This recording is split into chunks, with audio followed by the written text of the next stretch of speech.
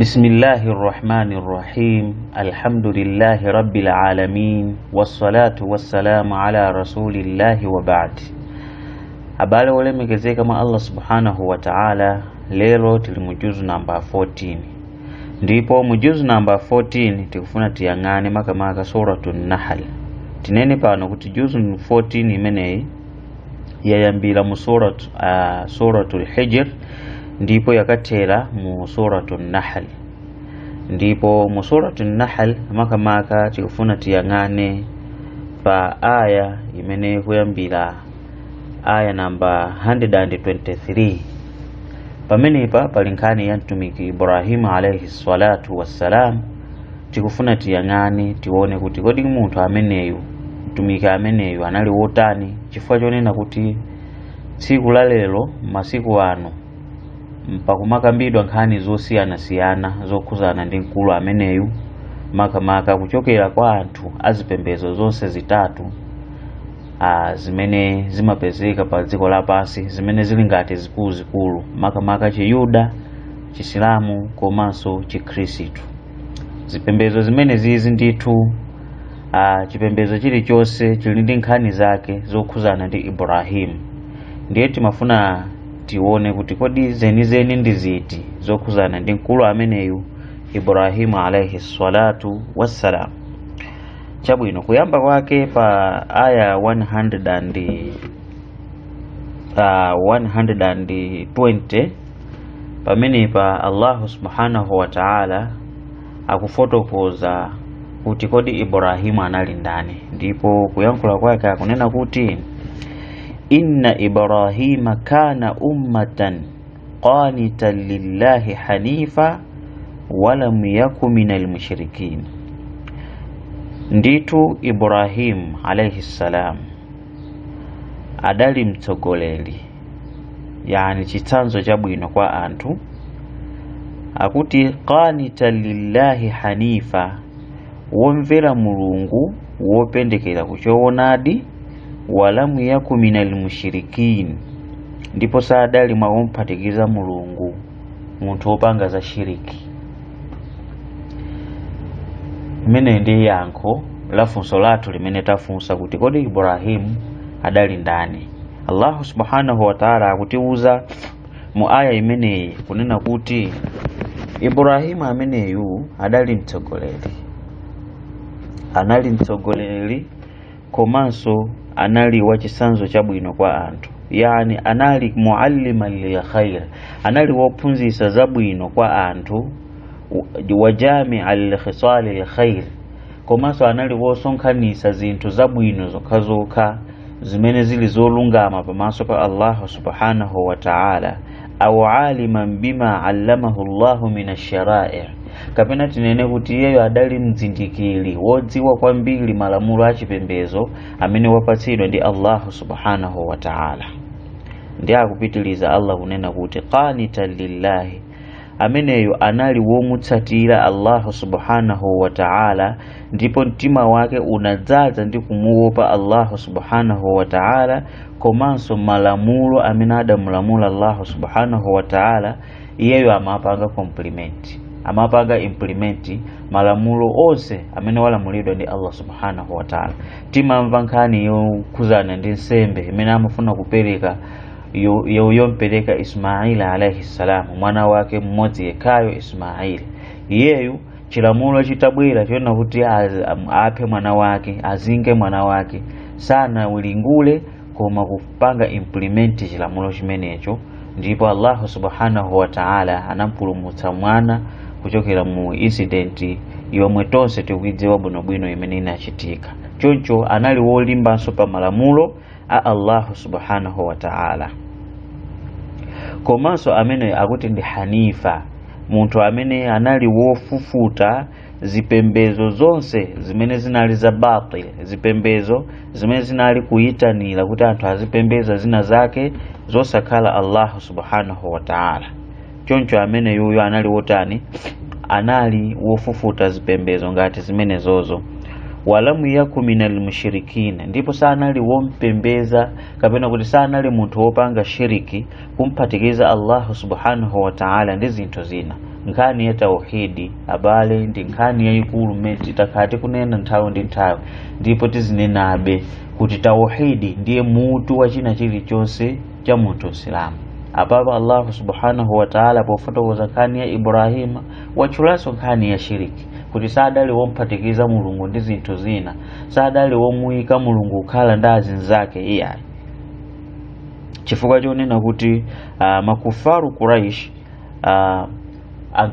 ankapanga claim kunena kuti iwetu Muhammadi ngakhale kuti dzudzula ifeyo tu chipembedzo chimene tikupembezachi ndi cha Ibrahimu.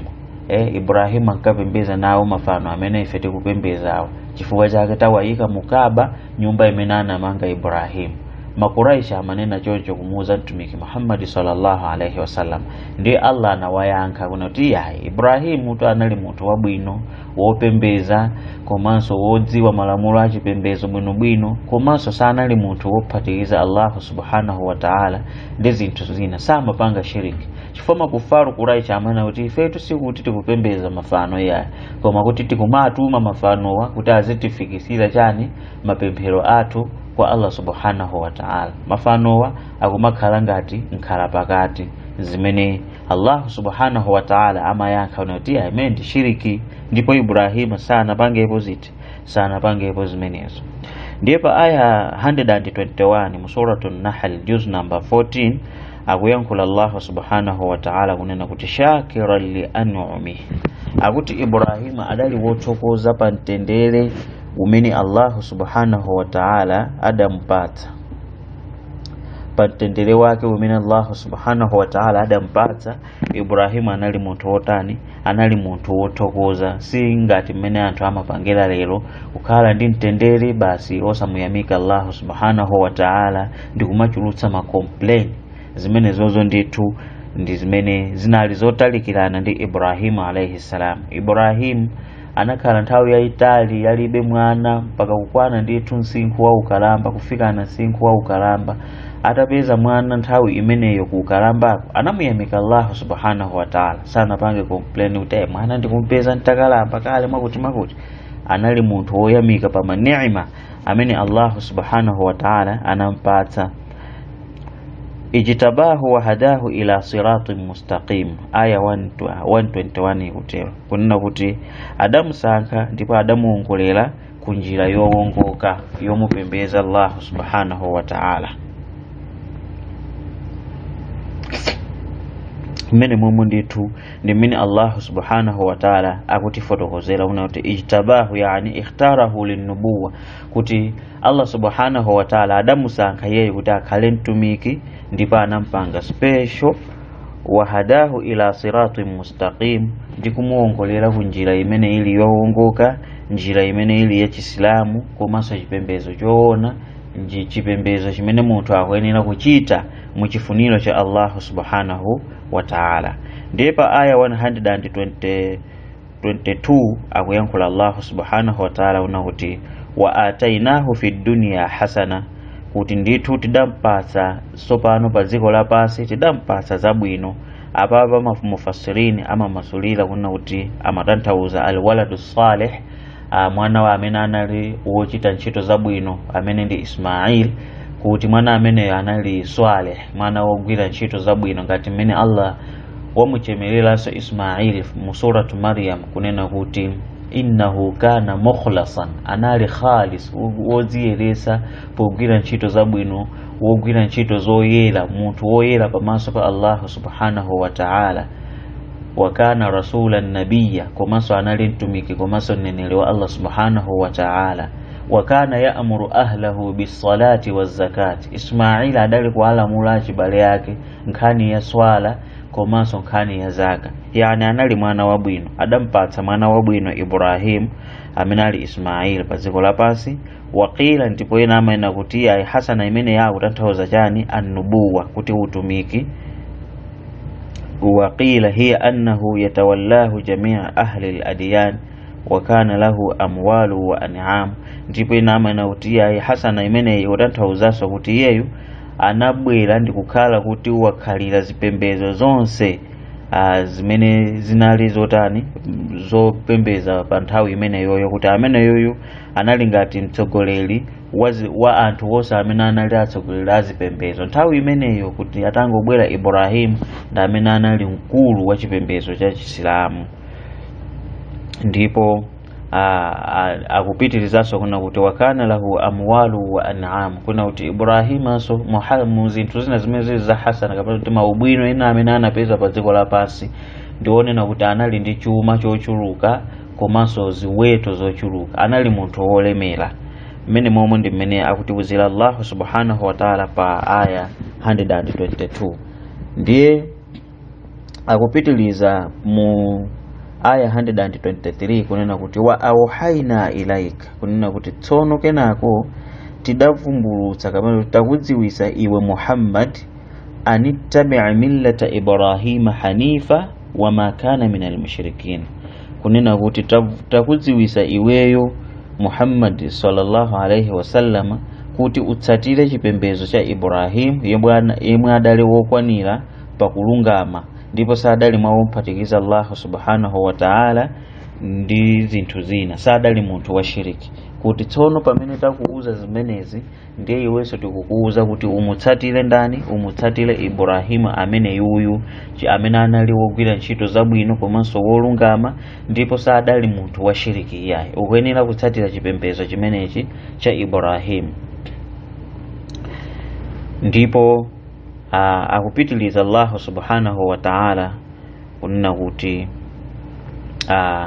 innama ju'ila as-sabtu 'ala alladhina ikhtalafu fihi, yani kunena kuti ndithu ife tidapanga tsiku la Sabata, yani tsiku limene lili loweruka idayikidwa kwa amene adatsutsana pa tsiku limene lili la Sabatale, kunena kuti innama ju'ila as-sabtu 'ala alladhina ikhtalafu fihi, kuti ndithu Sabata idayikidwa kwa amene adatsutsana pa za Sabatayo. Wa inna rabbaka la yahkumu bainahum yawma al-qiyamati fima kanu fihi yakhtalifuna, ndipo Allah subhanahu wa ta'ala azaweruza pakati pawo tsiku la Kiyama pazomwe adali kutani, pazomwe adali kusiyana. Yani apapa amayankhula nkhani ya Ayuda amene ndithu anapokakamiza kuti iwowo tsiku lawo lalikulu likhale tsiku la Sabata, yani anthu amene amatsutsana pa nkhani za Ibrahimu amene ndi Ayuda amene ankapanga claim kunena kuti ya tsiku la Sabata tu ndi limodzi mwa malamulo amene adatilamula ndani? Ibrahimu, kuti tizisunga Sabata.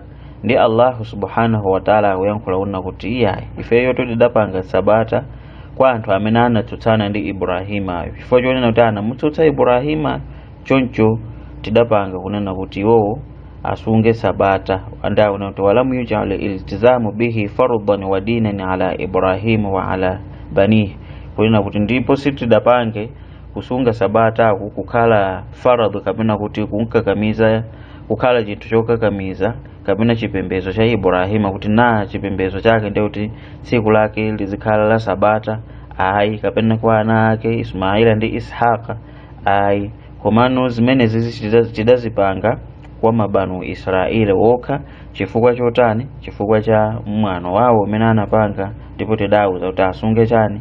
Asunge Sabata. Wa inna rabbaka la yahkumu bainahum, ndipo Allah akajaja kwa anthu amene amatsutsana pa nkhani ya Ibrahima tsiku la Kiyama mu zinthu zimene adali kutani? Adali kusiyana. Mmenemu ndi mmene Allah subhanahu wa ta'ala mwachidule akutiwuzira nkhani ya Ibrahimu alayhi salatu wassalam, kunena kuti Ibrahimu anali ndithu munthu amene anali wogwira ntchito zabwino komanso wolungama pamaso pa Allah subhanahu wa ta'ala, ndipo sanali mmodzi mwa anthu amene amatani, mwa anthu amene anali wopembeza mafano kapena womphatikiza Allah subhanahu wa ta'ala. Pankhani ya kulungama kwa Ibrahim tingowonapo hadithi imodzi kuchokera kwa Abu Huraira, ndi hadithi yayitali choncho tingoyimasulira mchichewa. Mwachidule Abu Huraira akuyankhula kunena kuti mtumiki Muhammad sallallahu alaihi wasallam adayankhula kunena kuti ma kadhaba Ibrahim qattun, kuna kuti ndithu Ibrahim sana yankhulepo bodza kupatula maulendo atatu amene adayankhula zinthu zoti amaoneka kuti akunama, kunena kuti Ibrahimu sananamepo kupatula maulendo atatu, andi kunama kwakenso kunali justifiable, komveka.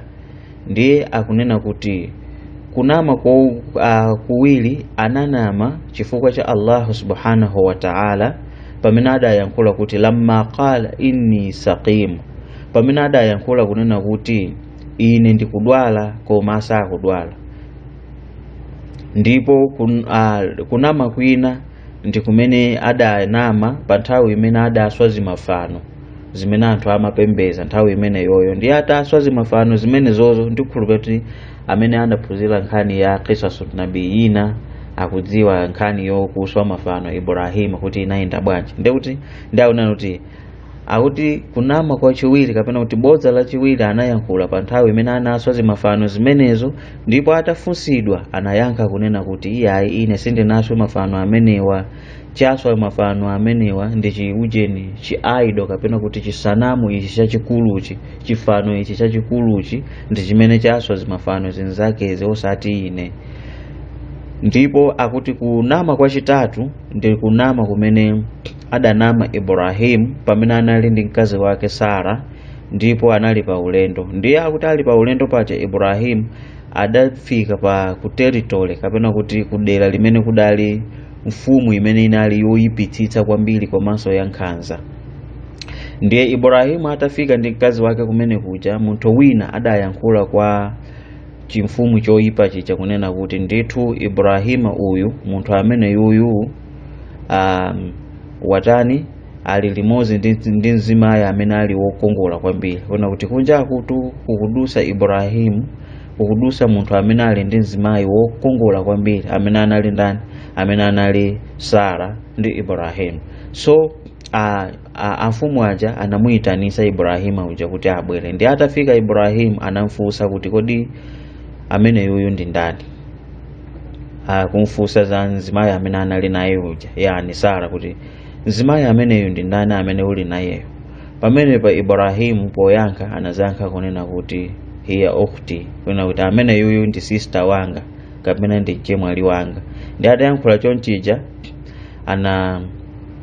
anazamunong'oneza Sara kunena kuti iwe Sara ndithu ukuyenera kudziwa kuti pa dziko lonse lapansi pa pamene palibe anthu amene ali wokhulupirira kupatula iweyo ndi ine.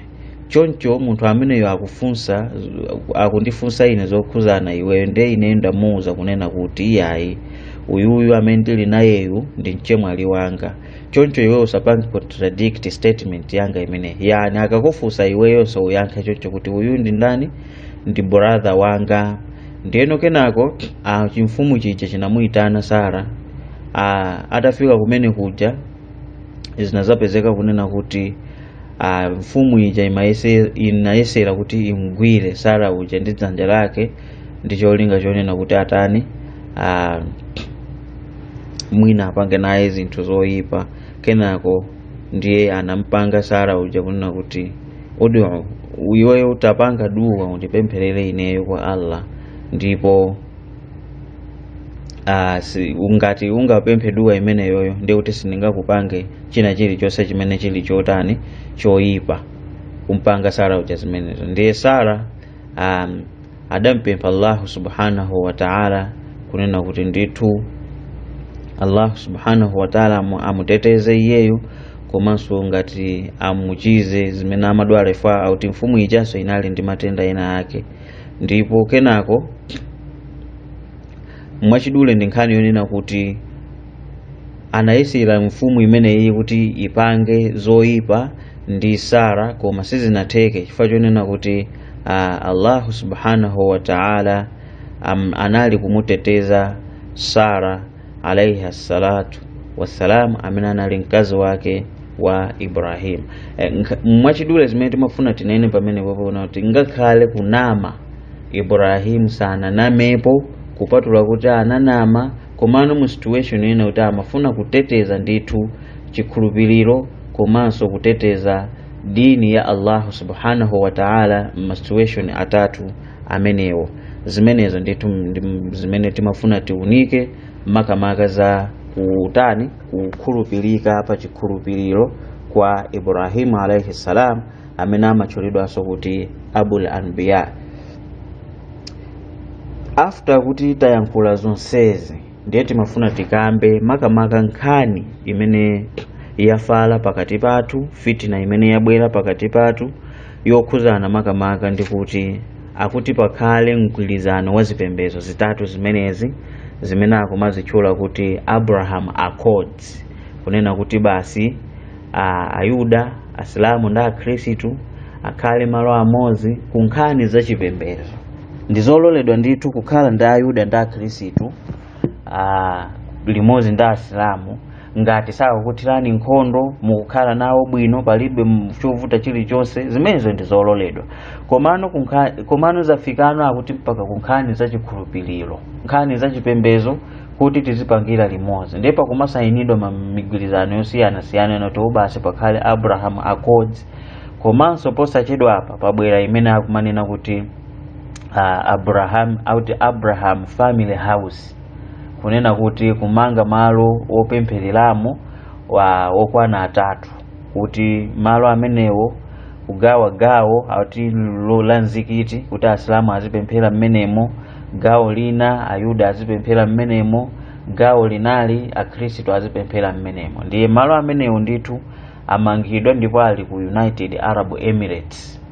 Akuti cholinga chake ndi at-ta'ayush, kapena kuti peaceful coexistence, kunena kuti abasi pamene papa ndiye kuti anthu azipembedzo zonse zitatu azikhalirana malo amodzi. Tsono tikafika kumeneko ndiye tikulakwitsa, ndipo tinene pano ndithu kuti imene ndi batil, chifukwa chonena kuti nkhani nayi ya chipembedzo, nkhani ya chikhulupiriro ndiye ndi mmene Allah subhanahu wa ta'ala anamuwuzira mtumiki Muhammad sallallahu alayhi wasallama nthawi imene makufaru Quraish analinso ndi maganizo ngati amene ali nawo anthu amenewa, atsogoleri amenewa amene amaganizanso chimodzimodzi kuti amene zililimu ifanira kuti tayesesa kuletsa kuti chisilamu chifalikire, chisilamu chingofalikirabe ndi mtumiki Muhammad, bwanji tipite kwa Muhammad tikamuuze kuti basi chaka azipembeza mafano athu, ndiye kuti ife nafenso chaka tizipembeza chisilamu. Ndiye mtumiki atamuuza zimenezi adayankhula kunena kuti ngakhale tumudatenga mwezi mdzuwa kuyika kumanja mwangamu, ineyo sindingalole kusiya chipembedzo chimene chichi. Komanso panatsika aya yonena kuti qul ya ayyuhal kafirun, suratul kafiruna yonse inatsika kufotokoza kuyankha maganizo amene anali ndi makufaru Quraish otsakaniza, ofuna kuti asakaniza zipembezo. Anauza kuti inuyo simungapembeze zimene ine ndimapembeza, komanso inenso ndingapembeza zimene inu mumapembeza. Inu muli ndi chipembezo chanu, inenso ndili ndi chipembezo changa, inenso ndili ndi chipembezo changa. Lakum dinukum waliya din, inu muli ndi chipembezo chanu, inenso ndili ndi chipembezo changa. Zimenezo zimene adayankha ndani Allah subhanahu wa ta'ala kumuuza mtumiki Muhammad sallallahu alayhi wasallama kuti ayankhe chimodzimodzi. Ndiye nchifukwa chani lero lino tikuganiza zobweranso ndi maganizo ngati amene wa makuraishi onena kuti abase pamene papa tikhalirane limodzi, ndiye timange malo opembeza amodzi, ndi cholinga chonena kuti malo amenewo basi aliyense wa chipembezo azitha kupemphera. Aukoko ndiye tikulakwitsa, chifukwa chonena kuti mmene tanenera apa kuti ngakhale iwo amapanga claim kunena kuti amatsatira Ibrahim, samatsatira Ibrahim chifukwa Ibrahimu anali mmene watiuzira Allah subhanahu wa ta'ala apa kuti anali munthu wona kuti inna Ibrahima kana ummatan lillahi, ummatan qanitan lillahi, anali munthu wachisanzo chabwino woyera wompembeza Allah subhanahu wa ta'ala, wozichepetsa pompembeza Allah subhanahu wa ta'ala. Amene Ibrahim alayhi salatu wassalam anali wodzichepetsa pankhani yompembeza Allah subhanahu wa ta'ala, ndipo watsindika Allah subhanahu wa ta'ala kuti sanali wopembeza mafano, sanali wopanga shiriki. Ndiye lero lino anthu ena awo akumanena kuti milungu ilipo itatu, akuti pali mulungu Atate, pali mulungu Mwana, pali mulungu Mzimu. Amenewo apanga bwanji claim kuti akutsatira Ibrahimu. Ndiliti limene Ibrahimu anapemphera kudzera mu ujeni mu mayina atatu kuti dzina la Atate ndi la Mwana ndi la Mzimu Woyera? Anapempherapo liti kapempheredwe koteroko Ibrahimu alayhi salam? Sanapemphere moteromo. Ibrahimu sanapemphere moteromo iyaye. Ndipo Ibrahimu anali munthu ona kuti samapanga nawo za shiriki, anali wothokoza pa zimene Allah subhanahu wa ta'ala anampatsa.